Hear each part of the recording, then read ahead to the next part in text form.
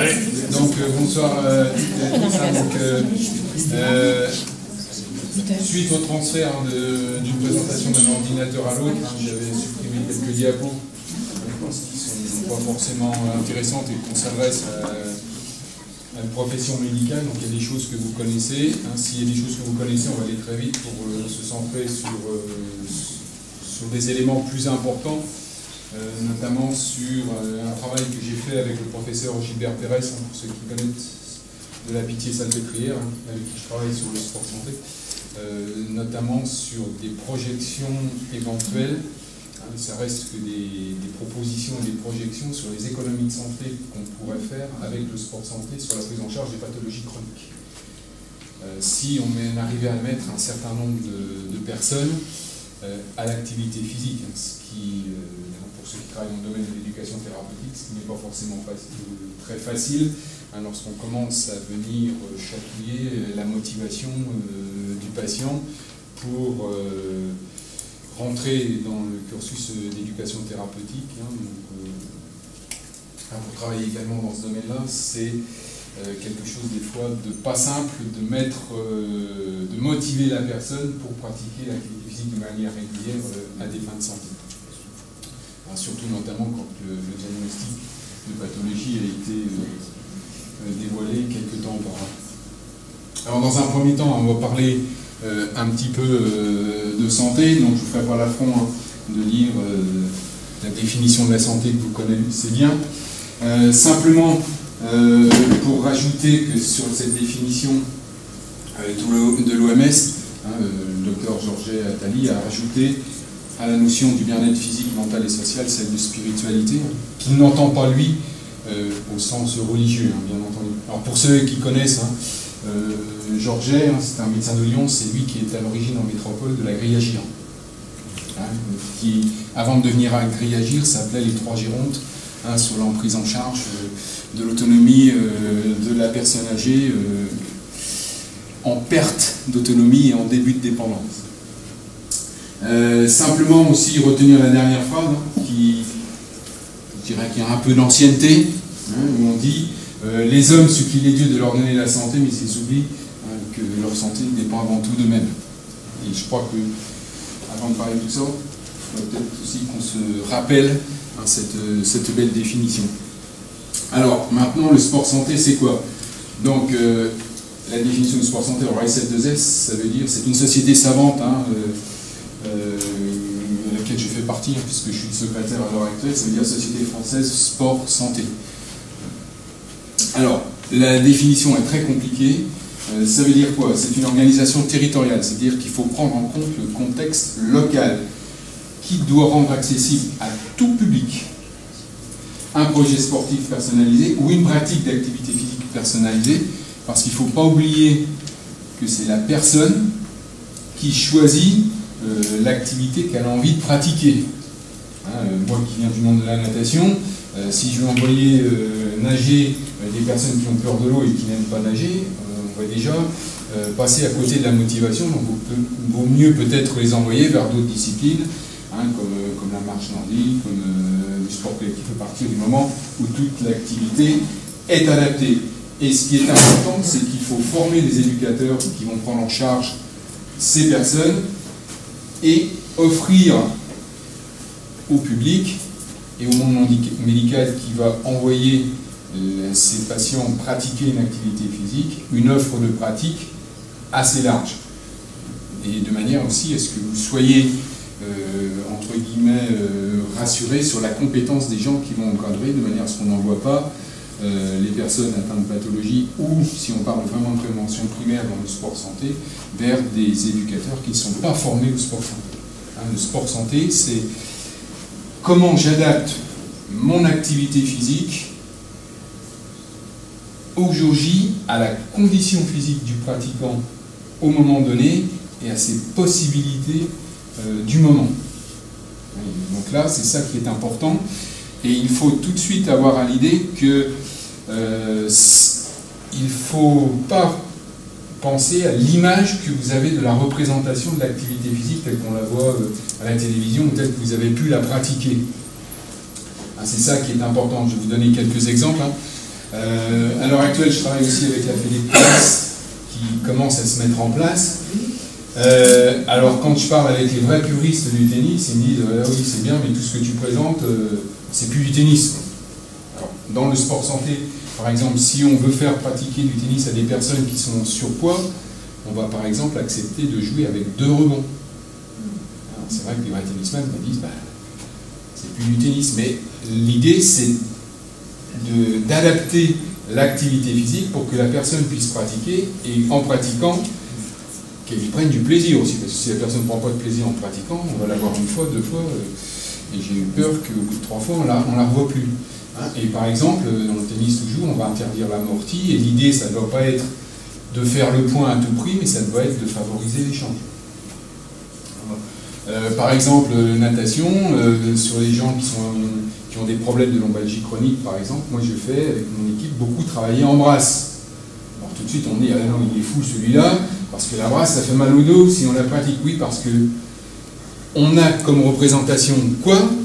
Bah, la brasse telle que vous la voyez nager à la télévision, etc. Sauf que si on l'adapte, hein, par exemple, on garde les mouvements de bras identiques à celles que nager d'une manière très codifiée, mais les jambes, on va avoir un mouvement de piston, on ramène les 2 jambes en même temps, genou, poitrine, ce qui va avoir pour effet mécanique d'effacer la lordose lombaire, et on va placer en étirement toute la masse musculaire sacro-lombaire.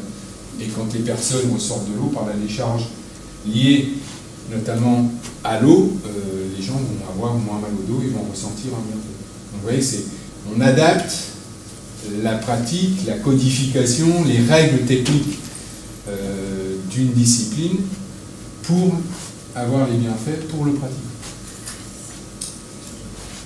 Alors, les bienfaits de l'activité physique chez la personne, hein, qu'elle soit en prévention primaire ou sur les personnes atteintes de pathologies chroniques, c'est prouvé largement de manière scientifique maintenant. Hein, je vous ai listé à peu près toutes les bibles, alors soit en littérature anglaise, hein, notamment celle-là, la CSMS, on est à la 7e édition en 2013, donc pour ceux qui lisent bien l'anglais, sans problème. Par contre, on a une Bible française qui a été éditée en 2008 par l'INSERM, c'est Activité physique, contexte et effets sur la santé. Vous savez qu'il doit être à peu près comme ça, où c'est classé par pathologie et par public, et vous avez jusqu'à 2008 l'ensemble de toutes les études sur la prise en charge des patients par l'activité physique et les bienfaits avec des pourcentages, etc. Donc vous avez tout ce dont on peut avoir besoin. Et à l'heure actuelle, il n'y a pas besoin de montrer scientifiquement ou de redémontrer ce qui a été fait. Des choses intéressantes aussi, qui au Québec, pour ceux qui connaissent, les Canadiens ont fait des études très intéressantes. Ils ont un programme de sport santé qui est aussi bien développé chez eux. Alors le bienfait des activités physiques, on va passer très vite parce que c'est quelque chose que vous connaissez bien. Alors, l'avantage de l'activité physique, lorsqu'elle est bien pratiquée et adaptée, on a une diminution de la morbidité prématurée de 30%. Ça a été montré encore récemment. On a bien sûr un renforcement des capacités cardio-pulmonaires, cardiovasculaires et ventilatoires. Pardon. On a une réduction des maladies chroniques. C'est-à-dire que lorsqu'on le pratique, on diminue l'incidence de certaines pathologies, notamment celle du cancer. Toutes les études menées en métropole par l'équipe de Thierry Bouillet, l'équipe du service d'oncologie de Reims, par Bruno Culioli, etc. On a montré que la pratique d'activité physique, notamment sur l'incidence du cancer du sein, est de pratiquement 50%. Ce qui n'est pas négligeable. Et les dernières études viennent de prouver que la récidive était également diminuée de 50%. Alors, les termes 50%, c'est uniquement valable pour le cancer du sein. Pour les autres cancers, colorectal, cancer du poumon, on tombe un petit peu en dessous de 30%. Ça dépend des types de cancers. Lutte bien sûr contre l'obésité et le surpoids, le maintien et le développement de la motricité avec tous les bienfaits au plan musculaire, osteoarticulaire, sur les troubles musculo-squelettiques. Alors moi je viens de mener une étude avec la médecine du travail sur Reims, sur la prise en charge des patients atteints de lombalgie chronique, où on vient de former des éducateurs, parce que le coût des arrêts de travail et le coût des dépenses de santé liées au TMS devient quelque chose de très important et quelque chose de très lourd au point de vue des dépenses de santé. Bien sûr, hein, l'activité physique adaptée permet de lutter contre les effets délétères du vieillissement, alors, à la fois sur le plan physique. Au plan cognitif, on a montré que tous les gens qui pratiquaient diminuaient l'incidence des pathologies neurologiques, des dégénérescences, hein, notamment sur l'incidence d'Alzheimer, et on a tous montré qu'ils avaient une meilleure mémoire, hein, qui s'explique par une meilleure irrigation du trigone de Willis, parce que le fait d'activer toute la circulation et l'appareil cardiovasculaire permettait d'avoir une meilleure irrigation cérébrale. Et les dernières études montrent, par le biais de l'IRM, hein, que la taille de l'hippocampe augmente ou ne diminue pas chez les personnes âgées lorsqu'elles pratiquent une activité physique régulière. Quand on connaît le rôle important de l'hippocampe dans la mémoire, c'est fondamental. Et bien sûr, de l'autre côté, la prévention des chutes chez la personne âgée. Alors ici, j'en discutais avec notre gériatre Valérie. Voilà. Vous avez à peu près le même problème que nous en métropole, c'est que la chute chez la personne âgée de plus de 65 ans, ça devient quelque chose de dramatique. On est en gros à 12 000 morts par an chez les personnes de plus de 65 ans, liées à la chute, hein, uniquement dues à la chute. Donc tout le programme de prévention des chutes est un élément important. Moi, j'ai beaucoup travaillé là-dessus, j'ai fait ma thèse là-dessus, sur la prévention des chutes chez la personne âgée et les bienfaits de l'activité physique sur les effets délétères du vieillissement. Et là, on a un nombre d'études importantes, hein, qui permettent de lutter contre la sarcopénie, d'éviter la dénutrition protéino-énergétique, etc. Donc on a vraiment effet sur l'ostéoporose aussi. On a beaucoup de bienfaits de l'activité physique chez la personne âgée. Ensuite, un impact au plan psychologique avec une meilleure estime de soi, une diminution du stress, de la dépression, l'amélioration de la qualité du sommeil, important. Lutte contre les addictions. Alors, ne me faites pas dire ce que j'ai pas dit, hein, c'est pas parce qu'on pratique de l'activité physique qu'on pique plus, qu'on fume plus. Mais même chez les jeunes, et chez les jeunes sportifs et ceux qui pratiquent régulièrement une activité physique, même s'ils boivent un peu et s'ils fument un petit peu, la consommation est quand même nettement diminuée. Et l'avantage du médicament activité physique, c'est l'activité physique, c'est le seul médicament qui permet de jouer à la fois au plan physique, psychologique et social. Et ce rôle social est très important, notamment chez la prise en charge des personnes âgées ou des personnes qui sont isolées. Donc, tout ça pour améliorer le bien-être, la qualité de vie au quotidien et le maintien de l'autonomie. Alors, le contexte de Nouvelle-Calédonie, très rapidement, parce que c'est des choses que vous connaissez, juste quelques chiffres. Les dépenses courantes de santé chez vous sont exactement dans la moyenne des pays européens et des pays développés. La consommation de soins, de biens médicaux est importante. Et tout ça, c'est pratiquement pareil. On est dans les mêmes ordres d'idées qu'en métropole. Sauf qu'il y a quelque chose qui me paraît important, c'est ces deux petites lettres-là que j'ai soulignées. C'est qu'en 3 ans ici, on a pratiquement augmenté les dépenses courantes de santé de 20%. En 3 ans, c'est pas négligeable. Donc sur votre population, alors j'ai regardé un petit peu plus près, on commence à avoir une population qui commence à vieillir, donc ça veut peut-être dire aussi que par rapport à la métropole, il faut peut-être anticiper. Oui, parce qu'en métropole, on n'a pas anticipé, hein, c'est pour ça. Le baby boom est devenu, en ce moment, on est en plein dans le baby boom. Alors, des fois, ça me met un petit peu en colère parce que on savait depuis 60 ans qu'on allait avoir une arrivée de personnes dans l'âge du public senior et on n'a rien fait pour les prendre en charge. Un pourcentage de la population d'obèses qui est important, et ça m'a interpellé. La population de 15 ans, il y a pratiquement une personne sur deux qui fume plus de 15 ans. J'ai j'ai trouvé un chiffre australien, 16% pour la mutuelle dans les mêmes statistiques. On passe de 16 à pratiquement 50%, mais c'était là. Les causes de mortalité, donc chez vous, c'est à peu près pareil. Hein. En métropole, c'est aussi maintenant le cancer, puisque tout ce qui touche l'appareil cardiovasculaire, on a eu tellement de...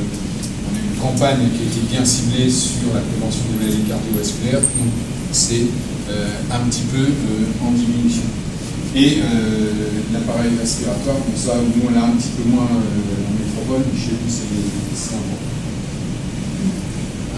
Ce qui fait un nombre de décès quand même, au regard du pourcentage de la population qui est quand même un petit peu élevé.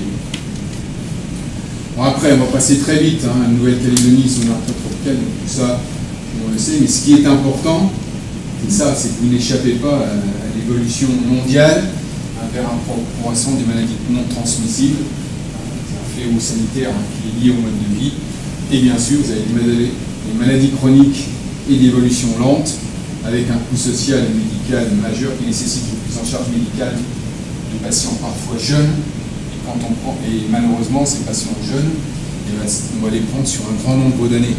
Parce que, sans vouloir, et pourquoi j'ai fait une faute là. Il faut surtout éviter les complications. Et on sait que, vous savez très bien, une fois, par exemple, le diabète, quand on ne prend pas en charge, les complications doivent arriver, on va dire 15-20 ans plus tard, en étant très, très large. Quand la personne a 70 ans, bon, bah, peut-être pouvoir faire avec. Quand la personne se trouve avec un diabète de type 2 à 25 ans, ça veut dire qu'on va peut-être traîner les complications à long terme, hein, sur un nombre d'années important, avec un coût de la prise en charge médicale qui va aller croissant. Quand on sait le coût de revient d'une prise en charge d'une dialyse, par exemple, on a peut-être de quoi s'interroger et proposer du sport santé qui en aucun cas ne va guérir, mais va permettre de retarder l'évolution vers les complications et de mieux vivre avec sa pathologie. Alors, un rapide survol des maladies chroniques, hein, donc il y a un nombre quand même assez important de personnes qui sont prises en charge. Alors vous dites en nom de maladie, nous chez nous on a plutôt tendance à dire en ALD. Pardon? Ça représente quand même un chiffre important au niveau des dépenses de santé, hein, et puis je vous ai mis en dessous. Hein. Alors ça, c'est pas des données que j'ai inventées, hein, c'est des données qui ont été prises sur la TAS, c'est ça qui s'appelait, de Nouvelle-Calédonie, c'est les dernières données de 2012. Voilà. 2013. Voilà. Ah, donc on voit bien, hein, le pourcentage, hein, l'hypertension sévère, le diabète, l'insuffisance cardiaque grave, les maladies cardiovasculaires, et les insuffisances respiratoires, avec un taux de BPCO qui est quand même qui est pas négligeable. Donc on va passer vite. Donc le contexte, hein, des pathologies chroniques liées bien sûr au mode de vie. Donc là on peut peut-être, c'est pas peut-être, on doit faire quelque chose pour essayer de prévention primaire, hein, d'éviter tous ces problèmes d'obésité. 45% des pathologies sont aussi des cardiopathies, avec beaucoup de facteurs de risque, hein, le tabagisme, la consommation de cannabis, de l'alcool, les complications, plus les maladies psychiques. Donc, un bienfait des APS, pourquoi? Parce que c'est un fardeau important au plan humain et social, une demande médicale importante, une prise en charge multidisciplinaire au sein de l'éducation thérapeutique du patient, avec une augmentation importante des dépenses de santé. Donc, un plan de prévention avec la définition de plusieurs axes, hein, qui ont été faits lorsque vous avez eu vos assises de la santé. Et ça doit être ça. Hein. Alors, j'ai pas forcément la dernière version, hein, je m'excuse, de Docamo, j'ai pris ce que j'ai trouvé un petit peu. Ce qui me paraissait important, bon, moi ça bien sûr on est tous d'accord, à accompagner la vieillesse par un schéma gérontologique. Mais c'est cet axe-là, hein, avec les bienfaits de l'activité physique, des objectifs de santé pour les équipements sportifs. Donc ça se traduit peut-être un petit peu différemment maintenant, mais je pense que les objectifs restent grossièrement identiques. sans perdre de vue cet aspect financier qui est toujours présent, bien entendu. Alors, que faire? Il faut lutter contre les maladies chroniques liées au mode de vie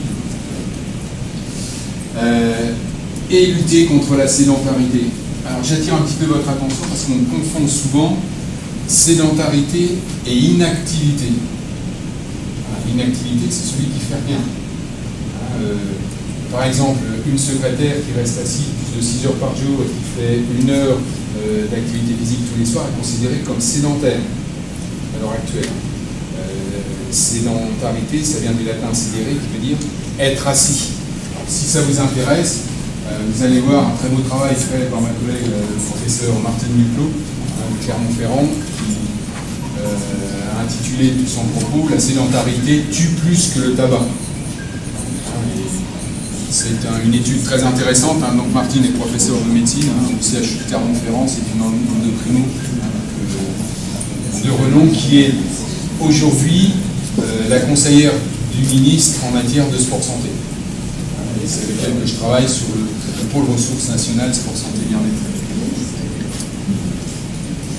Donc bien sûr, éviter les complications des pathologies, lutter contre l'incidence du cancer et la prise en charge par le sport santé des personnes atteintes de cancer. Et le grand axe sur lequel on travaille actuellement, c'est la prise en charge par les activités physiques des personnes pendant le traitement de chimio-radiothérapie. Alors, il y a 10 ans, 15 ans, quand j'ai commencé à travailler avec des personnes atteintes de cancer du sein, la grande règle c'était « Oula, les dames sont tellement fatiguées, on ne va pas faire de l'activité physique parce qu'on va remettre une couche de fatigue. » Et là, les dernières études qui nous viennent, surtout des Scandinaves, qu'on est en train de vérifier, avec le professeur Thierry Pouillet et l'équipe de Reims, c'est qu'on a montré que l'activité physique, alors là, il faut l'adapter, parce que si on n'adapte pas pendant le traitement, ça risque d'être la catastrophe. C'est pour ça qu'il faut que les gens soient bien formés. On a montré qu'on avait une nette diminution de la fatigue. D'après les oncologues, ce qu'aucun médicament ne peut faire à l'heure actuelle. Alors bien sûr, il faut lutter contre le stress, la dépression et les effets délétères du vieillissement. Donc, rôle primordial du sport santé. Et le sport santé, je le rappelle, c'est l'adaptation de l'activité physique.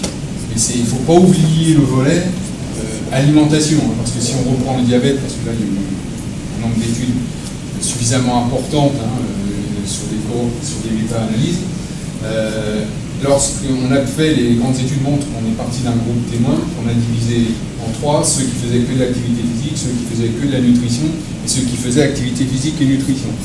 Quand on fait que de l'activité physique, on n'a pas les effets bénéfiques. Si on fait que l'alimentation, on n'a pas plus d'effets bénéfiques. Et on a vraiment des grands effets positifs et bénéfiques lorsque l'on mixe les deux. Et d'ailleurs, pour ceux qui connaissent le programme national nutrition santé en métropole, on en est au 3e volet. Et pourquoi? Parce qu'au départ, on a parlé pratiquement que d'alimentation, sur la première version. La deuxième version, on a remis un accent sur l'activité physique. Et à l'heure actuelle, le 3e PNS, c'est 50% alimentation, 50% activité physique. Alors la sédentarité, j'en ai parlé, c'est le plus grand danger. Les sportifs comme ça, on en voit beaucoup. Pour feignant, ça c'est facile. Voilà. Et en plus, voilà. Alors que faire? Alors peut-être un peu de médecine. Mais ce qu'il ne faut pas oublier, c'est que la prévention, c'est qui? Elle appartient à qui? Elle appartient à la personne. C'est pour une meilleure qualité de vie, le sport santé, l'activité physique, nutrition, le sommeil, etc., tout ce qu'on a dit tout à l'heure. Mais la prévention, au départ, c'est quand même le comportement de la personne, son hygiène, son alimentation, et c'est ce qu'il va falloir essayer de changer, aussi bien chez vous qu'en métropole, c'est les comportements. Et changer de comportement, c'est pas forcément très simple. Et l'activité physique, c'est peut-être un des moyens qui permet de mettre la petite étincelle pour changer le comportement. Alors, en France, je vais vous parler un petit peu comment ça s'organise en France, et puis après voir comment on pourrait essayer de faire quelque chose qui fonctionne en Nouvelle-Calédonie. Hein, on en a parlé largement avec vous plusieurs reprises. Alors, en métropole, le sport santé, ou la santé et le sport, c'est inscrit dans la loi. Déjà, quand on prend la Constitution, elle date de 1946, hein, la nation doit garantir à tous la protection de la santé. Certes, la Constitution ne dit peut-être pas comment, hein, mais elle ne l'a pas oublié. Ensuite, la Déclaration des droits de l'homme, là, 48, toute personne a droit à un niveau de vie suffisant pour assurer sa santé, son bien-être et ceux de sa famille. Là, on peut peut-être se poser des questions si c'est valable partout. Hein. La loi, et là on tombe dans beaucoup plus récente, hein, la loi du 4 mars 2002, celle appelée la loi du malade et de l'usager, hein, c'est la loi dite Kouchner, sur le respect, la dignité, le secret, le libre choix, la décision. Hein, ça on oublie aussi que un patient, même s'il est en traitement pour le cancer en radio, il a le droit de dire j'arrête quand il le décide. Et ça c'est un droit, c'est le droit des malades. On est d'accord, on n'est pas d'accord, mais ce droit existe. Et le secret aussi, hein, alors c'est pour ça aussi que je rassure le monde médical, dans le sport santé, l'éducateur sportif les forme de manière à ce qu'il ne demande pas aux gens quelles sont leurs pathologies. Donc, si les gens veulent dire, pas de problème, et on essaye de mettre des outils à disposition qui soient à la fois validés par le médecin, où le médecin peut donner certains renseignements sans trahir le secret médical, bien entendu, et l'éducateur sportif, d'un point de vue réglementaire et législatif, est soumis, lui, non pas à un secret médical, mais à un secret professionnel. Et ça, c'est important. La loi 2004, hein, ce qu'on appelle la loi sur promouvoir l'activité physique en intégrant plus forcément les professionnels de santé, les professionnels du monde éducatif et sportif dans les démarches préventives. La loi HPST, hein, la loi Hôpital Patient Santé Territoire, qui a créé en France les ARS à la place des anciennes RAS et DAS. Le code du sport, alors je sais bien qu'il ne s'applique pas en Nouvelle-Calédonie, mais c'est pour vous montrer que ça existe, hein, et notamment, ça c'est l'ex-préambule de la loi de 84 sur le sport. Les activités physiques constituent un élément important de l'éducation, etc. Et elles doivent contribuer à la santé. Là aussi.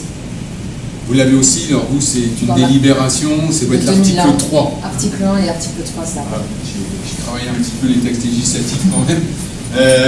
Les fédérations sportives participent à la mise en œuvre des missions de service public. Donc, elles doivent assurer aussi la santé par le biais de leur convention d'objectifs avec le ministère. Alors, les orientations politiques. Le Conseil des ministres de 2012, où Valérie Fournéron, qui était ministre des Sports à l'heure actuelle, est intervenue pour que la pratique des APS soit considérée comme un facteur de santé publique. Elle a développé la politique du sport santé bien-être et elle a intégré une intégration de l'activité physique dans les projets régionaux de santé, dans les PRS, qui sont mis et établis par l'Agence régionale de santé. Alors là, ça veut dire qu'il y a eu un faux progrès, c'est-à-dire qu'il y a eu l'obligation du côté de la santé d'intégrer l'activité physique comme un facteur de santé publique. On a eu une instruction importante le 24 décembre 2012, signée à la fois par le ministre de la Santé et le ministre du Sport, qui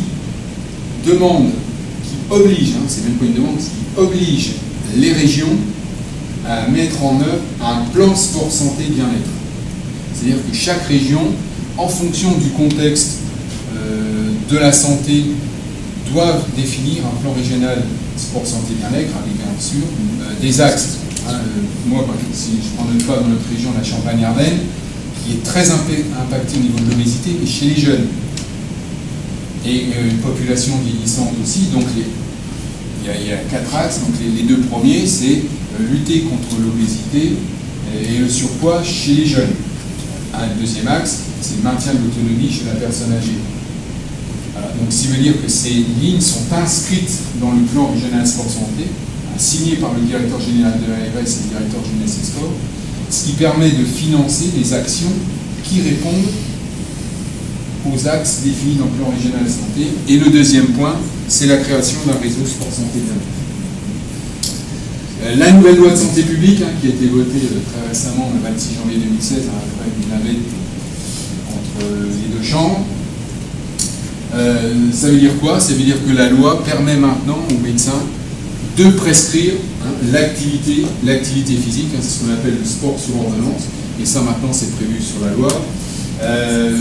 Comme vous le savez, à l'heure actuelle, la loi ne peut pas s'appliquer tant que les décrets d'application ne sont pas sortis. Donc j'ai travaillé moi un petit peu, m'a demandé mon avis sur les décrets d'application, puisqu'il y a aussi une revendication de vos syndicats pour une revalorisation de la cotation de l'acte médical, puisqu'on va demander aux médecins de prescrire, ça veut dire qu'il va falloir qu'ils passent un peu plus de temps avec son patient, et je pense que vous êtes, comme les médecins de métropole, vous n'avez peut-être pas un temps élastique qui vous permette de prolonger la consultation. Donc là, je ne sais pas où en sont les négociations entre le syndicat des médecins et le ministère de la Santé, mais c'était en pourparlers. Alors ça c'est très bien, mais on s'est aperçu un autre point, c'est est-ce que les médecins ont été formés à prescrire l'activité physique? Les cursus, a priori non, pour en avoir discuté beaucoup. Et là, avec mon collègue médecin avec qui je travaille régulièrement, on vient de faire la première formation en Bretagne des médecins à la prescription de l'activité physique. Alors comment s'organise en métropole? On a un pôle ressources nationales sport santé bien-être qui est actuellement implanté au ministère. Donc la conseillère scientifique, je vous l'ai dit, c'est Martine Duclos. Il est actuellement un petit peu au sommeil parce qu'avec la refonte des régions, pour des raisons de tractation politique qui me dépassent largement, il devrait être implanté à l'heure actuelle à Vichy et on attend la nomination du futur directeur qui est peut-être en face de nous à l'heure actuelle. Donc voilà. Après, il faut attendre les décisions politiques puisque c'est le cabinet du ministre qui doit décider. Et comme le cabinet vient de changer complètement après le remaniement ministériel, donc c'est reporté. Je ne sais pas si on peut dire au calendrier grec, mais le poste devait être pourvu au 1er janvier 2016. C'est comme ça, mais c'est pas grave. Donc, le plan d'action, alors lui, tout est défini, il n'y a plus qu'à. Mission d'expertise et de valorisation de la santé par le sport, développement du sport santé, et faciliter et encourager la pratique du sport santé, ce sont les missions qui sont données aux pôles ressources. Donc, en métropole, vous avez des grands plans nationaux qui sont édités par les instances de gouvernance. Donc le PLNS 3 dont je vous ai parlé, le plan des maladies neurodégénératives sur 2014-2009, le plan cancer 3 2014-2019, et le comité avancé en âge, prévention et qualité de vie. Alors vous voyez qu'on a changé complètement l'intitulé, parce que dans le temps ça s'appelait le bien vieillir. Et là, on a quand même, je pense qu'on a avancé un petit peu. Avancé en âge, prévention et qualité de vie, c'est important. Il a été installé par Michel Delaunay en 2012. Et actuellement, le médecin qui pilote ce comité, c'est pour ceux qui connaissent Jean-Pierre Aquino, qui était aussi auparavant sur le programme Bien Vieillir. Alors, pour vous donner un exemple, le plan régional sport santé bien-être en Champagne, il a été élaboré, comme le prévoit la loi, conjointement par la santé et par le sport. Il a été décliné selon 3 axes. Le premier axe, c'est développer des actions auprès des professionnels. Alors, des professionnels du sport et des professionnels de la santé. Formation complémentaire en activité physique pour les acteurs de santé et les éducateurs sportifs. Il faut former les gens qui soient aussi bien de la santé que du sport, parce que le sport santé, c'est pas que de la santé. Je vous l'expliquer, c'est pas du sport pur, c'est du sport santé. Donc c'est quelque chose de nouveau. Donc il faut que les gens soient formés. Le deuxième axe, c'est développer des actions spécifiques auprès des populations. Actions de prévention vers des publics à besoins particuliers, personnes atteintes de maladies chroniques ou une maladie rare en présentant des facteurs de risque, les personnes en perte d'autonomie et les actions de promotion de la santé au bénéfice de la population générale, avec une attention particulière vers les personnes en situation de précarité sociale et les personnes autonomes avançant en âge. Parce qu'à l'heure actuelle, on a un gros problème avec ce qu'on appelle les EHPAD, les établissements d'hébergement pour les personnes âgées dépendantes. Par exemple, moi à Troyes ou à Reims, en gros, entre 120 et 150 km de Paris. Le coût mensuel d'un EHPAD sur la région parisienne montant très rapidement, les familles parisiennes s'éloignent de plus en plus de la couronne et viennent sur des villes à la périphérie entre 150 et 200 km, ce qui fait accroître la demande, donc le coût mensuel pour les familles qui ont placé leurs parents, et ça devient difficile pour les gens, les locaux de ces villes-là, de trouver des places et d'avoir les moyens de pouvoir financer l'accès aux EHPAD. Alors, on en est venu à un tel point que les conseils généraux, les conseils départementaux, anciennement conseils généraux, demandent aux enfants, voire aux petits-enfants, dans le département de ma région, en Haute-Marne, c'est comme ça, aux petits-enfants de participer à la prise en charge financière du placement en EHPAD. Ça devient quelque chose d'important. Et l'axe 3, c'est structurer le dispositif santé, donc c'est-à-dire créer un réseau sport santé, et construire, organiser la gouvernance institutionnelle. Donc alors, après, chaque région s'est organisée un petit peu différemment. Nous, on l'a installé au sein de la COCOR, un comité de coordination des politiques publiques de santé. Bon, après, chaque région s'organise un petit peu comme il le veut. La loi ne dit pas comment il faut s'organiser, il faut créer. Et après, en fonction du contexte local, des relations entre le sport et la santé. Et souvent, comme je l'expliquais encore cet après-midi, ce sont des relations humaines. Alors, quelquefois, ça fonctionne très bien, quelquefois, c'est un petit peu de mal à fonctionner. Alors, au niveau du monde fédéral, certaines disciplines se sont appliquées très tôt. Donc, le CNOSF, le mouvement olympique, a une commission sport-santé, qui est actuellement présidée par l'ancien ministre, et présidée par Alain, le docteur Canon, jusqu'à aux prochaines élections, j'espère qu'il se représente, et Patrick Magaloff, qui est le directeur. Et j'en parlerai peut-être après, on vient de sortir le médico-sport-santé. Donc les fédérations qui sont en pointe alors actuellement, la première fédération, c'est la Fédé d'athlétisme, avec le coach Athlé Santé et la marche nordique. La deuxième, puisque moi je suis expert auprès de la FFN, pour le nager forme santé, donc j'ai inventé un petit peu le concept, pas tout seul, avec toute une équipe. Et je suis aussi expert auprès de la Fédération d'aviron, la Fédé d'escrime, mais qui, elle, autant la Fédé de natation, forme ses éducateurs pour la prise en charge des diabétiques, de l'obésité, du surpoids, du cancer, des insuffisances respiratoires, des troubles locomoteurs et des pathologies neurodégénératives. La Fédé d'escrime, parce que le médecin fédéral est une oncologue de Toulouse, et ils se sont concentrés sur le cancer du sein. Après, la Fédé d'aviron, elle, travaille sur diabète, surpoids et cancer. Parce que le fait de ramer, surtout quand on rame en pointe avec les deux mains sur le même aviron, ça permet d'avoir de très bons résultats sur le cancer du sein, et notamment sur l'hématurie complète. Ça permet d'avoir un travail de mobilité de l'épaule et on obtient de très bons résultats sur la mobilité articulaire. Il y a un médecin de la Fédération d'escalade qui m'avait dit ça aussi. Ils avaient un programme. Ils ont un programme, mais il n'est pas sorti encore. Je suis d'accord avec vous, c'est comme le tennis que je viens de dire, c'est sorti. Ils sont en train de travailler, ils n'ont pas encore le référentiel, tout n'est pas encore ficelé. Puis vous avez d'autres kayaks, la Fédé de kayak avec Gilbert Pérez. Voilà, celles qui sont impliquées. Il y en a beaucoup d'autres, mais c'est encore...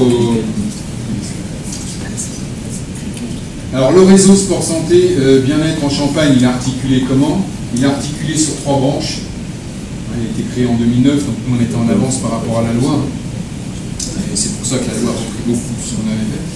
Donc, les médecins libéraux, et notamment l'URPS, le mouvement sportif et le collectif interassociatif sur la santé, c'est-à-dire les associations de patients, le mouvement sportif des diabétiques, les associations d'insuffisance respiratoire, de cardio, etc. Voilà, donc, c'est une structure type 1901 qui a été créée avec un président, bien sûr, et chez nous, le président est un médecin du sport. Et dans la plupart des régions, ils ne sont pas tous calés comme ça, mais il y en a beaucoup qui ont copié.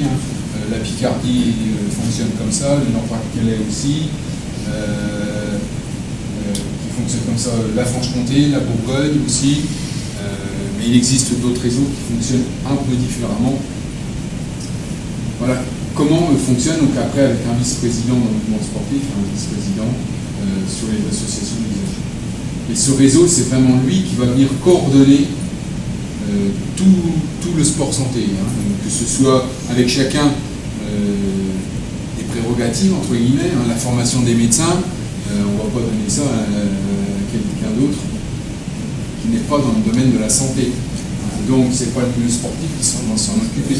C'est-à-dire qu'on a un coordonnateur, un chef de projet, qui maîtrise tout ça, qui coordonne, et c'est lui qui peut-être qui va coordonner la formation des médecins, mais ce sont les médecins qui vont choisir le cursus, qui vont élaborer le cahier des charges de la formation. Alors, le rôle, je viens de vous l'expliquer. Ce qu'on est en train de faire, et on attend, parce que j'ai présenté ça au ministère des Sports avant de partir, c'est on a labellisé les créneaux sport santé. Et le label des créneaux qui pratiquent du sport santé est donné à la fois par les instances de la santé et par les instances du sport. C'est pas que la santé qui décide tout, que le sport, c'est le réseau qui présente et qui est validé par les autorités déconcentrées du gouvernement. Alors pourquoi on labellise ces créneaux avec un cahier des charges? C'est-à-dire qu'il y a obligatoirement un éducateur formé, un nombre de pratiquants limité, présence d'un défibrillateur, etc. Et on va voir si l'activité physique est vraiment adaptée. On labellise. Le chef, le coordonnateur du réseau sport santé a pour mission, il vient de déterminer, de créer un annuaire. Et cet annuaire, sous forme d'outil informatique, a été ventilé à tous les médecins de la région qui peuvent directement, lorsqu'ils sont en face de leurs patients, leur dire vous aimeriez faire du sport santé, il faut pratiquer une activité physique, vous aimeriez faire quoi? Alors de la natation, de la marche, un peu de gym, ah oui, vous habitez là, toc, voilà, et on donne tout de suite l'endroit où il faut aller. Parce qu'on sait que si le médecin, même s'il insiste et dit qu'il faut faire du sport santé, la personne ressort, autant qu'elle trouve les coordonnées, tant soit peu que au bout du téléphone, la première fois, il n'y a personne. On attend 15 jours, 3 semaines, et quand la personne revient voir son médecin, elle est toujours au même niveau. Voilà, et c'est le mouvement sportif qui met en œuvre les formations et qui forme les éducateurs. Alors, comment sont articulées les formations sport santé? Il y a forcément des interventions médicales pour expliquer. Alors, l'idée, c'est de ne pas faire des médecins, là, c'est pour expliquer la pathologie, en quoi elle consiste, dans l'idée que l'éducateur sportif puisse communiquer avec la personne, avec son pratiquant, pour savoir, par exemple, si on met la personne en activité ce jour-là ou pas. Quelqu'un qui viendrait, le diabétique, qui dit à l'éducateur, mon hémoglobine glycée est tant, je viens de prendre la glycémie, elle est de temps, l'éducateur sportif, en aucun cas ne se permettra de juger et de dire, ah oui, il est là, là il est un petit peu haut, est-ce que je le mets dans l'eau, est-ce que je le fais pratiquer ou est-ce que je ne le fais pas pratiquer? Si c'est trop bas, est-ce que je lui demande de prendre une collation avant de se mettre dans l'eau, ou si c'est un petit peu haut mais pas trop haut, on va pratiquer peut-être, mais on va peut-être y aller piano. Voilà, c'est juste pour pouvoir échanger avec la personne. Et l'autre partie, c'est à partir de la pathologie, c'est essayer de dresser un profil de la personne, des besoins de la personne, parce qu'entre l'attente et les besoins de la personne, souvent, il y a un petit décalage. Oui, c'est bon. Oui, j'en étais où le besoin des attentes, oui. Donc, l'intervention médicale, moi, on essaye de dresser un profil, et après, on essaye de lister les axes de travail, c'est-à-dire quels sont les points à développer ou à améliorer chez la personne. Est-ce qu'il faut faire un travail de type aérobie? Est-ce qu'il faut faire du renforcement musculaire? Est-ce qu'il faut insister sur l'aspect ventilatoire? Est-ce qu'il faut travailler un peu la souplesse, etc. Et après, c'est comment tout cet aspect théorique, comment dans l'eau, comment dans le gym, comment avec la marche nordique, je mets concrètement en œuvre sur le terrain. Parce que c'est bien beau des fois de poser, il faut être efficace sur le terrain, parce que le pratiquant, lui, il a besoin de bouger. Ça, on va passer très vite, c'est ce que je voulais enlever, parce que ça vous savez, ça aussi. Voilà, donc, Alain Calmat, le président de la commission médicale, a dit lors de sa première, lorsqu'il a été président de cette commission, faire entrer le médicament de sport dans la thérapeutique médicale des professionnels de santé. Et maintenant, ça a fait quand même son chemin, il est communément admis dans le sport sur ordonnance que l'activité physique fait partie du traitement médical, c'est un traitement non médicamenteux, mais il appartient, le sport santé fait partie de l'arsenal thérapeutique du médecin. Pourquoi? Parce que toutes les études scientifiques ont prouvé que l'activité physique, avec un aspect nutrition, permet d'avoir les meilleurs effets bénéfiques. Alors là, le CNOSF vient de sortir le médico-sport santé, où les disciplines sportives qui travaillent dans le domaine du sport santé, avec le médecin de leur fédération, on fait toutes les recommandations. Donc c'est quelque chose d'assez épais. Donc moi j'ai fait avec le médecin de la Fédé, d'aviron de natation, tout le référentiel à destination des professionnels de santé. Alors, dans le sport santé, on a bien deux axes différents. L'axe de la prévention primaire, c'est-à-dire on pratique une activité physique pour rester en pleine forme, en bonne santé, pour éviter ou réduire l'incidence des pathologies. Et ce que je viens de vous expliquer, le deuxième cas, c'est la prise en charge des pathologies chroniques, où l'activité physique devient un axe thérapeutique non médicamenteux. Donc dans le médico-sport santé, on a les deux, parce qu'il y a certaines fédérations qui se sont inscrites dans le sport santé, mais qui n'ont encore pas eu le temps ou qui ne veulent pas réfléchir, ou ils ne veulent pas prendre en charge les personnes atteintes de pathologies chroniques. Parce que quelquefois la discipline s'y prête peut-être un peu moins, il y a des peurs, des réticences à prendre en charge un cardiaque. J'entends encore certains présidents dans l'aviron, même pas des cardiaques sur les bateaux, je ne veux pas avoir un mort. Ça, on l'entend régulièrement. Ce à quoi on répond régulièrement qu'il vaut peut-être mieux prendre en charge quelqu'un qui a fait un infarctus, qui est traité et qui est soigné, que quelqu'un qui a 50 ans, qui est sédentaire, qui ne fait rien depuis l'âge de 25 ans, qui fume, etc. Là, le risque d'accident cardiaque est beaucoup plus important que de prendre en charge quelqu'un qui a fait un infarctus et qui a été traité. Alors, le sport santé, c'est pour qui? C'est pour tous. Enfants, adolescents, adultes, seniors, population en précarité. Et à l'heure actuelle, on travaille beaucoup en métropole sur ce type de population, parce que malheureusement, les gens en précarité sociale, au point de vue santé, c'est ceux qui sont souvent moins bien lotis.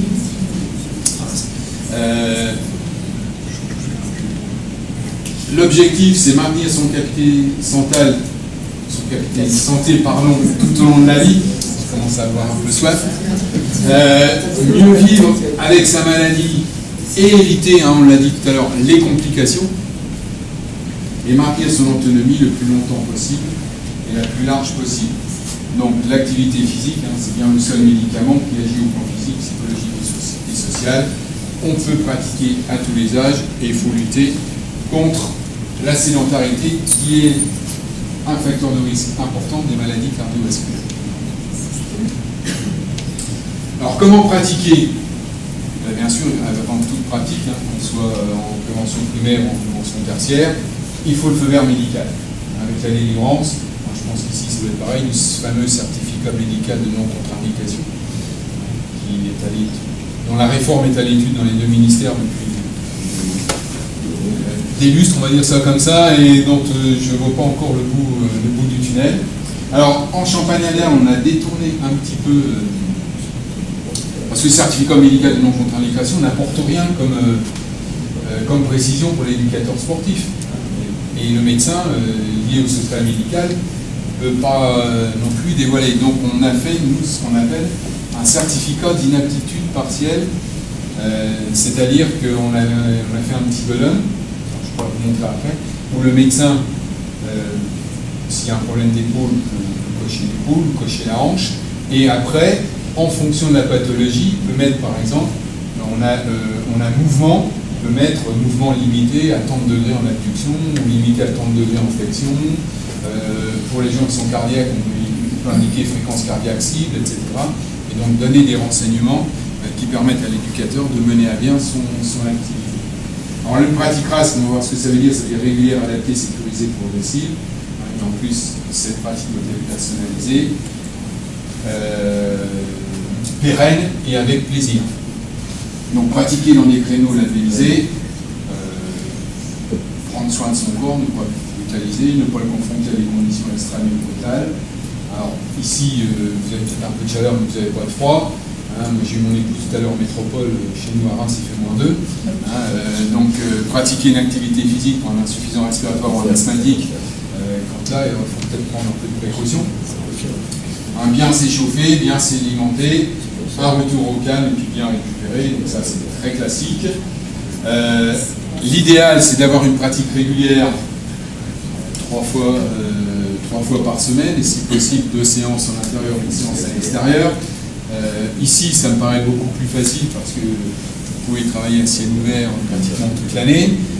En métropole, quand on fait de la marche nordique qui fait -10, on n'est peut-être pas dans des conditions favorables. Ça, c'est le facteur le plus important, et sans régularité, on n'aura pas d'effet bénéfique. Il ne faut pas pratiquer tous les jours de la semaine, et puis pendant 3 semaines se reposer, là on en revient. Il faut adapter, ça j'en ai largement parlé, il faut sécuriser la pratique. Alors c'est à la fois anticiper sur le risque de l'activité, mais c'est adapter l'évolution et le matériel. Alors, par exemple au tennis, on utilise des balles d'une texture un petit peu particulière qui absorbe l'énergie cinétique. C'est-à-dire que quand la balle vient frapper le sol, après le rebond, elle perd de la vitesse et elle ne monte pas très haut, ce qui permet aux gens, surtout si on fait de rebond, même si on est en surpoids, de se déplacer tranquillement et d'éviter que la balle fuse et puis d'arriver un petit peu trop tard. Le matériel, c'est aussi adapté. Alors là, vous avez, je vous ai mis, c'est de l'escalade. Là, c'est deux personnes qui ont le monsieur à 77 et la dame 75 ans, donc qui pratiquent régulièrement. Alors l'idée, c'est pas de grimper, de mettre un baudrier, une corde et de grimper à 10 mètres de haut. L'idée, c'est de travailler, pas plus haut que là, mais la dame est vraiment bien initiée, à un très bon niveau, donc elle peut se permettre d'aller un peu plus haut. Donc l'idée, c'est de faire des traversées, de manière, et notamment, parce que c'est des gens âgés, de faire des travaux d'équilibre avec des transferts de poids d'un côté sur l'autre, de travailler la force musculaire au niveau du membre et aussi au niveau du membre sud. Et on s'aperçoit que quand ils ont un petit peu l'habitude de pratiquer, au bout d'un certain temps, quand on enchaîne une traversée, une deuxième et qu'on en fait un petit bout de l'autre, je peux vous dire qu'au plan cardiaque, il y a aussi des effets bénéfiques. Alors, progressive, bien sûr, c'est dans le dosage, le nombre de séances, la durée de la séance, de l'intensité. L'éducateur sportif doit faire attention aussi. Est-ce que c'est quelqu'un qui a déjà pratiqué, ou là on remet à l'activité, ou c'est quelqu'un qui n'a jamais pratiqué? C'est pas du tout les mêmes profils, parce qu'on a on a aussi affaire, comme dirait le docteur Munich, affaire au Tarzan du dimanche. Hein. C'est l'ancien sportif d'un certain niveau qui reprend le vélo en particulier, parce qu'on a vu beaucoup d'accidents dans ce domaine-là à 50 ans, hein, et qui pense qu'il a des jambes de 25 ans et qui pédale comme un fou. Hein, et il arrive le dimanche à la maison, parce qu'on fait ça le dimanche matin, et résultat des courses, et ben, comme c'est pas du tout adapté à son niveau, ben, il se met dans le canapé, hein, et puis on récupère, on se réveille à 5 heures. Donc là, on n'est pas du tout dans le sport santé, parce qu'on n'est pas du tout adapté aux capacités physiques de la personne. Donc, le quatrième P, je ne l'ai pas dit tout à l'heure, c'est pas parce qu'on fait du sport santé qu'on ne progresse pas et qu'on ne peut pas avoir un niveau technique correct, même si on adapte. Alors, l'idée, c'est d'être bien encadré. Voilà. Alors, étude importante sur les dépenses de santé.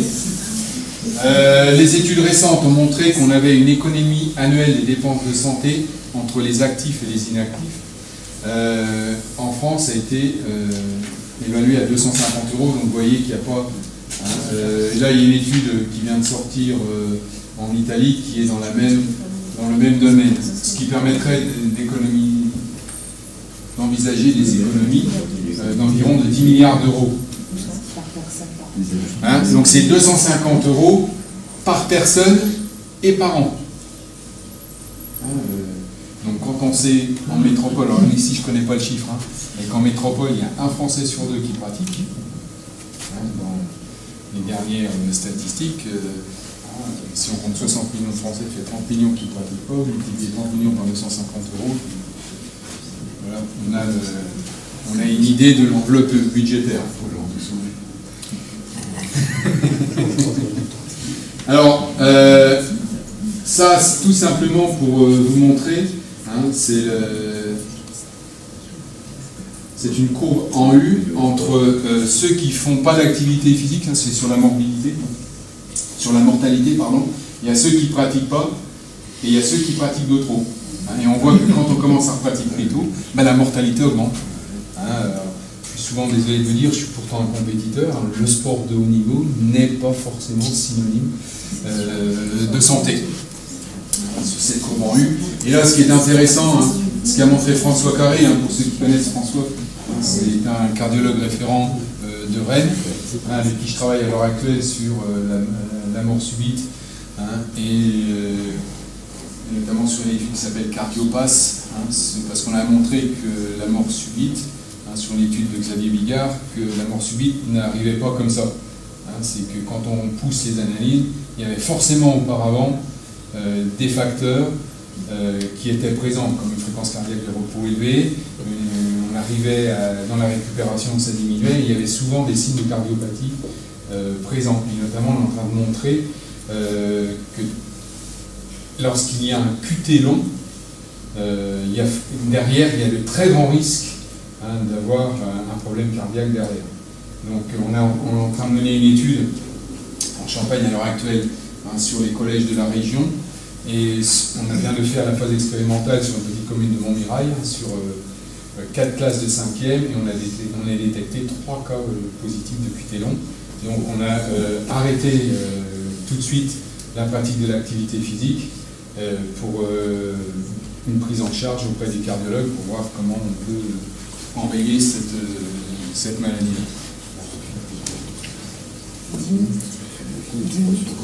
Oui, alors là, ça c'est une étude dont je vous ai parlé, que j'ai fait avec le professeur Terrestre. Alors on est bien d'accord, c'est une évaluation, hein, ce qui donne un ordre d'idée. Hein, sur les maladies cardiovasculaires, qui est la première cause de mortalité, on a quand même 150 000 décès par an, je vous passe tout ça, on évalue l'économie à 6 milliards d'euros par an. Quand on met les gens à l'activité physique. Et quand on voit, hein, le coût annuel par l'assurance maladie, hein, pour le régime général de la CNAMAT, quand même pratiquement 18 milliards d'euros. Avec les coûts directs et indirects, on est à 28 milliards d'euros. c'est pas négligeable. Sur l'hypertension artérielle, on a plus de 14 millions d'adultes, dont 4 millions en hypertension sévère, donc c'est quand même pas non plus négligeable. Le traitement médicamenteux de l'hypertension artérielle, on l'a estimé à plus de 2,2 milliards d'euros par an. La moitié en moins de patients à traiter. Alors, vous voyez, là, on joue que sur la moitié et on estime que ça fait une économie d'1 milliard d'euros. Alors là, on va en penser encore une sur l'obésité. On a quand même 15% de la population adulte en métropole. L'économie serait de 2 à 3 milliards d'euros, et notamment par la complication, par la diminution des complications. Sur le diabète, alors là j'ai travaillé en plus de Gilbert avec le professeur Grimaldi, si vous connaissez. On a évalué l'économie si on faisait pratiquer de 1/3 à la moitié des personnes atteintes de diabète, de 6 à 8 milliards d'euros. C'est important aussi. Au niveau des cancers, là je vous en ai parlé tout à l'heure, cancer du sein, cancer du côlon, cancer de la prostate, parce qu'on n'a pas les mêmes chiffres lorsqu'on a la pratique d'activité physique. Donc sur le cancer du sein, 1 milliard d'euros, 0,35 milliards là et 1,5. Le seul problème de la prise en charge du cancer par l'activité physique, c'est qu'on est obligé on a un effet dose-réponse qui oblige d'avoir une intensité de travail importante, ce qui n'est pas facile tout de suite. Et là, c'est compliqué parce qu'il faut qu'on arrive à jongler avec ce fameux effet dose-réponse. L'ostéoporose, voilà, alors si 50%, on a au moins la moitié d'1 milliard d'économisés. La maladie d'Alzheimer, ça a été estimé à plus d'1 milliard d'euros, on a quand même une incidence importante, qui commence à être importante.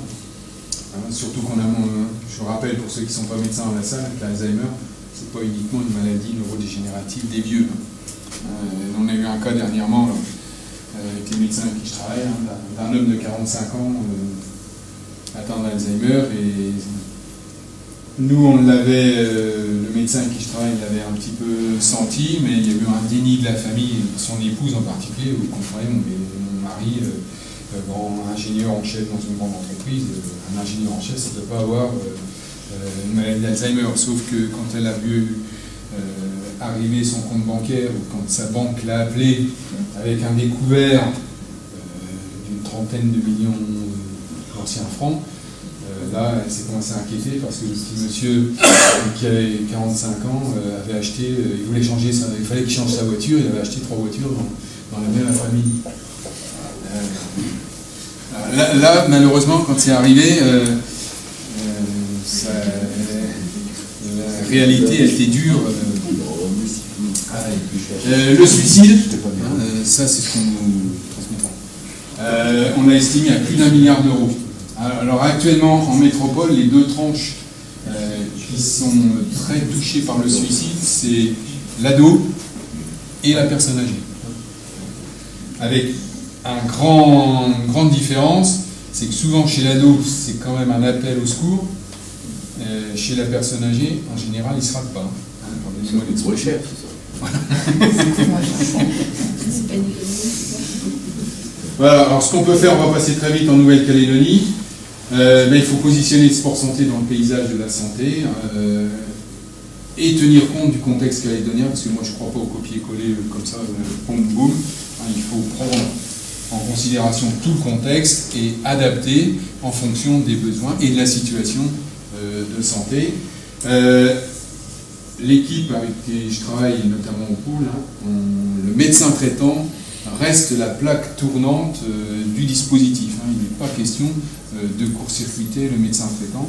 Et dans l'étude cardiopase dont je vous parlais, même si c'est les cardiologues qui analysent tous les tracés de CG, s'il y a un problème, le médecin traitant est obligatoirement informé par courrier. Le rôle du mouvement sportif calédonien, les associations d'usagers. Donc au plan de la gouvernance, il faudrait certainement élaborer un plan de santé, mais ça vous l'avez fait un peu, c'est DOCAMO qui a permis de cibler les grandes lignes, et créer un réseau sport santé bien-être qui sera coordonné par un chef de projet. Alors, comment on met tout ça en œuvre? Former des éducateurs. Est-ce qu'il faut aller vers une formation calédonienne spécifique sur du sport santé, d'un premier niveau sur la prise en charge en prévention primaire? Il faut multiplier les offres de pratique de qualité, c'est-à-dire avec des éducateurs formés, de manière à ce que les médecins puissent envoyer vers des créneaux sport santé avec des gens formés en qui on peut avoir confiance, par l'intermédiaire d'un label, créer des parcours de santé, des parcours de soins, et notamment lorsque les personnes sont en éducation thérapeutique. En métropole, au début, on a eu ce gros problème, qu'on remet à l'activité les gens dans l'éducation thérapeutique, et puis après le cursus d'éducation thérapeutique, on envoie les personnes où, qui les prend en charge en activité physique, et s'il n'y a personne derrière, on sait très bien que les bénéfices qu'on a durement gagnés pendant un temps relativement long se perdent sur un temps très court, et au final, qu'est-ce qui se passe? On a des retours réguliers en milieu hospitalier, et on refait des cycles d'éducation thérapeutique. Former les médecins et les professionnels de santé, et informer les médecins des offres de pratique de qualité, et tout ça, ça va être le rôle, avec la création du réseau, du chef de projet. Voilà. Donc, le Nagier Forme Santé, si on va vous passer un petit film, tu veux présenter Non, vas-y, t'es bien parti. Je suis bien parti? Oui. Tu mets... J'essaie de trouver le film. Non, peut-être le diaporama sur le Nagier Forme. Bon, pendant je fais le film. Bon, illustration pratique, Nagier Forme Santé. Bon, moi je suis Cathy Franken, je suis médecin du travail au SMIT. Je travaille depuis 1995. Et tu faisais rien. C'est une maladie. Tu faisais rien, alors. C'est une maladie. Avant j'étais à l'école. Et puis en fait, il s'avère que j'ai une autre fonction, je suis médecin à la Ligue de natation depuis octobre 2011. Et puis depuis peu, je suis présidente de la Ligue de natation. Donc j'ai eu l'occasion de découvrir cette activité, Nager Forme Santé, qui est une action de sport santé développée par la Fédération française de natation. Donc quand j'ai découvert ça, vous imaginez, j'avais à cœur de mettre en place en Nouvelle-Calédonie. Et en tant que j'ai des collègues, amis, donc il y a Valérie Duné et Catherine Charlet qui nagent, les deux en piscine, et elles m'ont encouragé, poussé à le faire et beaucoup aidé à mettre ça en place. Donc je les remercie bien. Et j'ai eu l'occasion, donc, parce que pour ça, il faut donc former, vous avez compris, il faut former les maîtres nageurs qui vont pouvoir donner ces cours de natation. Donc c'est une formation qui fait 70 heures. C'est une grosse formation, avec beaucoup de médical dedans. Donc de la cardio, de la pneumo, c'est ce que vous avez entendu, de la cancérose. Donc j'ai pas eu beaucoup de mal à convaincre des collègues. Donc ils sont venus faire les cours. Je les remercie, ils ne sont pas là, parce qu'il y a aussi d'autres soirées médicales. Donc il y a Valérie, il y a Catherine. Les pneumos ils sont pris, il y a Fabien Vignot, il y a Dominique Choquet. Il y a Dominique Leroy, bien sûr. Il y a Elisabeth Lotte. J'ai oublié. Et Ismaël, qui aussi fait une autre soirée, donc il n'est pas là. Et puis Bernard Bouchon, parce que bien sûr, les partenaires, j'ai de la chance. Et bien, il y a l'agence sanitaire, qui est un gros partenaire, et le CTOS, qui nous a beaucoup aidé pour la logistique, pour les moyens humains, donc Caroline, qui est chargée de développer le sport santé. Donc, si vous voyez bien, c'est tout un travail d'équipe. Parce que cette formation, c'est 2 semaines. Donc, il y a eu une première semaine au mois de mars, où il y a eu des intervenants médicaux, mais il y a aussi de la psychologue, diététicienne, APA. Et cette semaine, les éducateurs sont en formation, donc avec chaque groupe, que nous avons fait venir. Et là, c'est vraiment comment, sur le terrain, concrètement, on prend en charge des personnes qui sont atteintes de pathologies chroniques. Nous disposons de... Donc, je vais vous passer ça. Ensuite, je crois que le nombre d'éducateurs, c'est du... Oui, je te dirai. Voilà. Et après, un petit film qui doit durer 5 minutes et puis Après les questions. après les questions. Alors, on va passer très vite, hein, nager forme santé. Alors pourquoi la FFN s'est introduit dans le sport santé? Bon, parce que à l'époque, moi j'étais déjà bien sensibilisé dans le sport santé, et avec le médecin avec qui je travaille régulièrement, et un CTR natation, on est allé voir le président et le DTN de l'époque, Claude Fauquet, qui a vu tout de suite comment on pouvait structurer ça et les avantages que pouvait en retirer la fédération, c'est-à-dire inscrire la fédération dans les politiques de santé publique, et d'un autre côté, avoir un recrutement d'adhérents plus important, puisqu'on prend en charge la santé des personnes. Et là où le sport santé aussi a fait un grand bond en France, hein, c'est quand la ministre a été à la fois ministre de la Santé et ministre des Sports. Ce qui est le cas actuellement dans le gouvernement. Et là, on a vraiment eu, pourquoi? Parce que c'était la même personne qui dirigeait les deux ministères. Il n'était pas question de dire la santé c'est comme ça, le sport on va faire comme ça. Et elle a tranché, elle a mis tout le monde d'accord. Et il y a eu un appel à projet très spécifique du ministère de la Santé et des Sports sur l'activité physique et les personnes atteintes de maladies chroniques. Donc c'est pour ça qu'au départ, la Fédé de natation s'est intéressée aux maladies chroniques, parce qu'il y a eu un appel à projet avec derrière un gros financement à la clé. Hein. Donc ce qui a permis de valoriser la natation, un vecteur de promotion et d'éducation pour la santé, promouvoir la santé par la natation et dans la natation, et développer des compétences psychosociales et renforcer le lien social. Et ça a permis que le dispositif de Nager Forme Santé qu'on avait créé, qu'il soit connu et reconnu par le ministère. Et quand on dit ministère à cette époque-là, c'est aussi bien le ministère de la Santé que le ministère des Sports. Alors le Nager Forme Santé, c'est quoi? C'est des activités de natation, bien sûr, proposées à des personnes cherchant à optimiser leur capital santé, obligatoirement encadrées par les éducateurs ayant reçu une formation spécifique. La natation, c'est une activité non traumatisante, parce qu'on pourrait très bien dire on marche, on fait du footing, on court, mais là, la natation, une absence de choc, donc ce qui peut être important dans certaines pathologies, de ne pas avoir une activité traumatisante au niveau articulaire et au niveau du rachis. Et toutes les études montrent que la dépense énergétique est plus importante en natation que sur les activités terrestres. Alors là, il faut faire souvent très attention dans toutes ces études, je dirais, à données caloriques, parce que des fois on dit oui, c'est le vélo qui est plus énergivore. Sauf qu'il faut bien regarder le petit astérix qui est souvent là, qui renvoie un petit bidule en bas.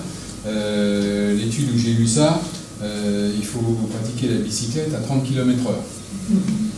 Alors pour ceux qui pédalent un petit peu, 30 km/h, faut déjà appuyer un petit peu sur les pédales. Ils ont des moteurs. C'est vrai, j'ai oublié, caché dans le pédalier le tube de sel. Voilà. Et elle s'adresse à qui? Aux personnes atteintes de diabète, de maladies cardiovasculaires, de pathologies respiratoires, de cancer, et maintenant on l'a rajouté parce que c'était une demande médicale, c'est la prise en charge des pathologies neurodégénératives, et notamment la prise en charge de la sclérose en plaques et de la maladie de Parkinson. La natation, il faut nager à quelle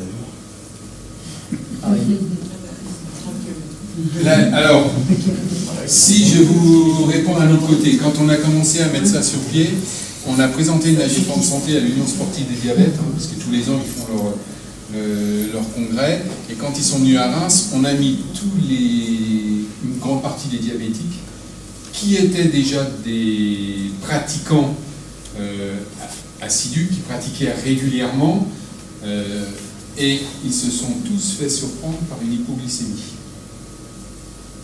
Parce qu'ils n'étaient pas des nageurs, donc il y avait certains qui pratiquaient de la marche, d'autres du vélo, d'autres de la gym d'entretien, et sur la même durée pratiquement d'activité physique, ils ont tous été surpris par une hypoglycémie. Donc on l'explique, parce qu'on est en train de mettre sur pied une étude pour le vérifier scientifiquement. On pense que c'est la thermorégulation qui est venue pomper au niveau énergétique et qui a provoqué une hypoglycémie. Parce que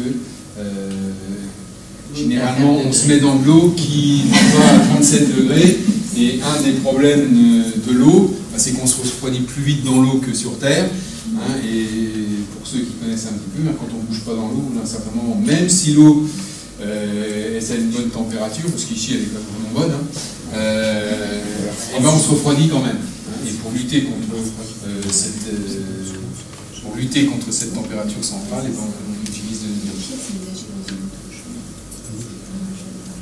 Alors le dispositif Nager Forme Santé, ça doit être un dispositif phare du paysage. Alors pourquoi la natation a de bons résultats? C'est parce qu'on évolue dans un milieu spécifique. On n'est plus dans un milieu de terrien. Hein, et je dis souvent, quand je vois certaines activités dans l'eau, il ferait mieux d'aller faire ça en gymnase, et pour être mouillé, se mettre sous la douche, ils auraient les mêmes effets. Pourquoi la natation a des effets autant bénéfiques? C'est parce qu'on met les gens dans l'eau. Et si on met les gens dans l'eau, c'est pas pour qu'ils soient mouillés, c'est pour utiliser les propriétés de l'eau.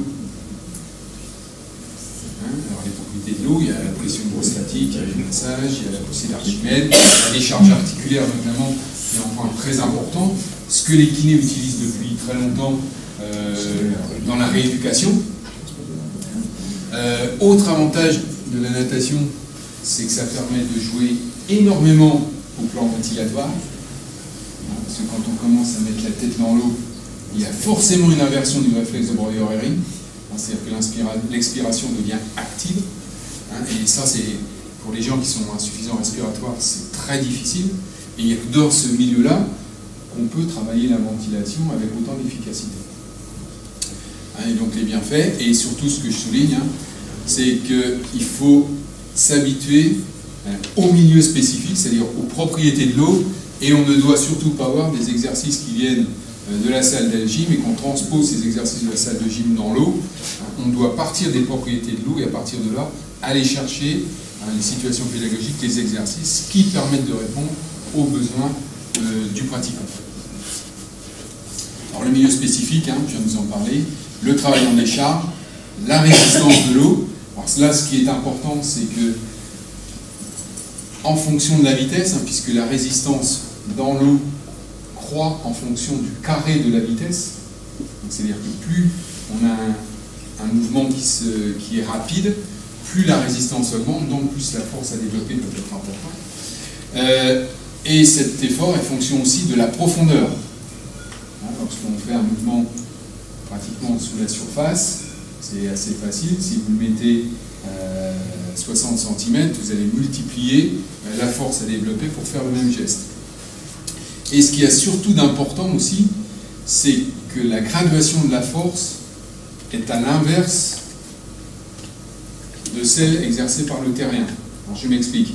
Lorsqu'on fait un mouvement sportif, ou pour que vous compreniez un mouvement de musculation, sur Terre, la force maximale est développée en début de mouvement. Alors que dans l'eau, la force maximale est en fin de mouvement. Donc comprenez bien que si on adapte la pratique et si on coupe un peu le mouvement, on n'aura jamais de problème musculaire ni de blessure parce que la force est minimale au début et maximale à la fin du mouvement. Donc en fonction des problèmes des jambes, problèmes d'épaule, problèmes de coude, problèmes de genoux, problèmes de dos, et ben on coupe le mouvement, on arrête lorsque la force devient trop importante. Et là on n'a jamais de blessure musculaire parce que la force, c'est l'inverse de sur Terre, la force est maximale en fin de mouvement. L'hydromassage est quelque chose d'important avec la pression hydrostatique. Alors sur Terre, surtout quand il y a du vent, la pression on va l'avoir devant, mais derrière on n'aura rien. Sauf que quand on se met dans l'eau, la pression est en isotrope, c'est-à-dire qu'elle est partout. Vous allez avoir une pression hydrostatique qui va s'exercer et qui va favoriser le retour veineux. Et d'autant plus que dans l'eau, on peut travailler en position verticale, en position horizontale, que ce soit une position horizontale, ventrale ou dorsale. C'est ce qui permet de travailler aussi différents équilibres. Et on a montré que le retour veineux était largement favorisé par la position horizontale et que la fréquence cardiaque maximale atteinte pour un effort en position ventrale est en gros de 15 à 20 pulsations inférieures à celle d'un même effort fourni sur Terre. C'est pour ça que le nageur, même de haut niveau, a une fréquence cardiaque maximale moins importante qu'un sprinter de 100 mètres sur Terre. D'où des récupérations différentes, etc. L'adaptation ventilatoire, on vient d'en parler. La thermorégulation, et puis un travail d'équilibre important, puisque l'eau est un milieu déséquilibrant. Et on sait très bien, par exemple, chez la personne qui avance en âge, le travail de l'équilibre se fait aussi en provoquant des déséquilibres. Et là, on n'aura pas de problème de chute. Si la personne tombe, ça sera moins dramatique que si on met les gens sur une poutre par terre ou une chute par terre, qui est toujours quelque chose de négatif. Et si on fait un travail de prévention des chutes par l'activité physique, et si on a une chute dans les activités qu'on propose, on ne va pas passer pour être sérieux. Donc les objectifs du nager forme santé, ça reprend un petit peu, ça permet d'optimiser la condition physique, au plan cardiaque et au plan respiratoire, d'avoir du renforcement musculaire, d'améliorer la motricité générale, et tout cet effet de décharge lié à la poussée d'Archimède avec le poids apparent, on permet d'avoir, chez les personnes en surpoids et chez les personnes obèses, de retrouver une mobilité qu'elles n'ont pas, qu'elles ne peuvent plus avoir sur Terre par leur pathologie. On augmente la mobilité articulaire, puisque dans l'eau, la mobilité articulaire est augmentée. On a une diminution des douleurs, une diminution des tensions musculaires. Le développement de la confiance et de l'estime de soi, parce que quand on met par exemple quelqu'un en surpoids dans l'eau, qui a une difficulté à se mouvoir sur Terre, il peut refaire certaines choses dans l'eau. Donc je suis encore capable de faire ça. Donc on joue sur l'estime de soi, et ça permet de favoriser aussi le lien social. Et là, l'application pratique, on va passer le petit bout de fil.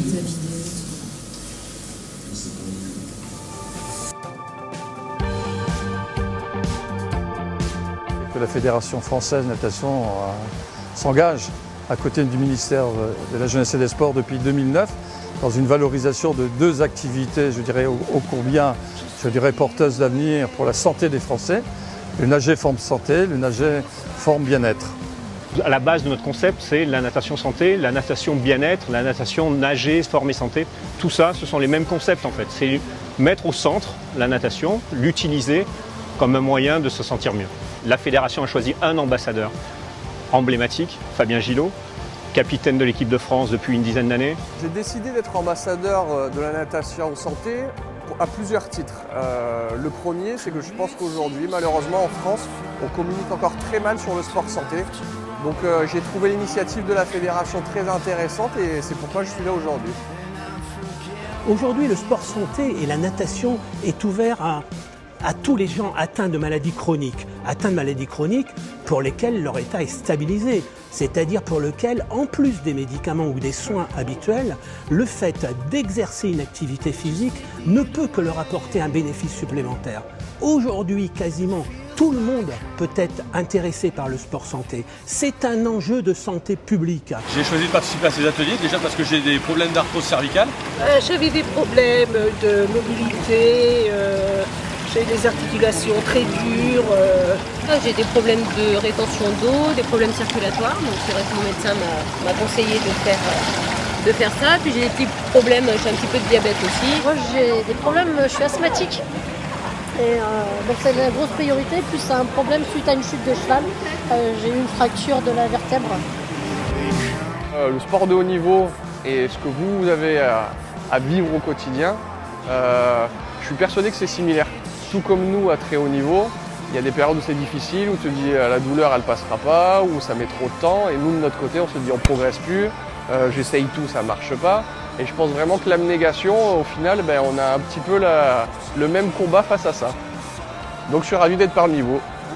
On n'accueille pas plus de 12 personnes par séance. La durée est modulable en fonction aussi de l'effort qu'ont fait les personnes et de leur état de santé au moment où ils viennent. Et malheureusement pour moi, j'ai eu une scoliose très jeune et c'est la natation qui m'a permis de me renforcer la ceinture lombaire, la ceinture abdominale et d'avoir un maintien de corps et une tonicité musculaire. L'eau est un élément très important puisque nous ne sommes plus soumis à cette pesanteur, donc la personne se trouve en décharge. C'est-à-dire que tout l'aspect du poids du corps se trouve annihilé, donc les personnes, malgré leur mal de dos, malgré leur surpoids, retrouvent une mobilité qu'ils n'ont plus sur Terre. L'avantage de notre milieu, c'est qu'on peut travailler en position verticale ou en position horizontale. Alors ça paraît peut-être anodin, mais le fait de mettre en position horizontale favorise le retour veineux. Donc toute la circulation sanguine est favorisée. Entre un exercice sur terre et un exercice dans l'eau, en position horizontale, la fréquence cardiaque maximale diminue environ de 10 à 15 pulsations. Plein de choses se sont améliorées point de vue santé. Les animateurs sont assez conviviaux et moi c'est ce que je recherche aussi, c'est un petit peu la convivialité et aussi de retrouver un petit peu de bien-être. C'est mieux, je prends moins de médicaments, donc voilà, c'est vraiment un ensemble de mieux-être. Les personnes viennent parce qu'elles ont un petit problème de santé, mais elles viennent pour se faire plaisir et vivre mieux avec la maladie. Et ça, c'est très important. Je vais vous dire quelque chose qui va certainement vous surprendre. Vous avez une plus belle brasse que moi.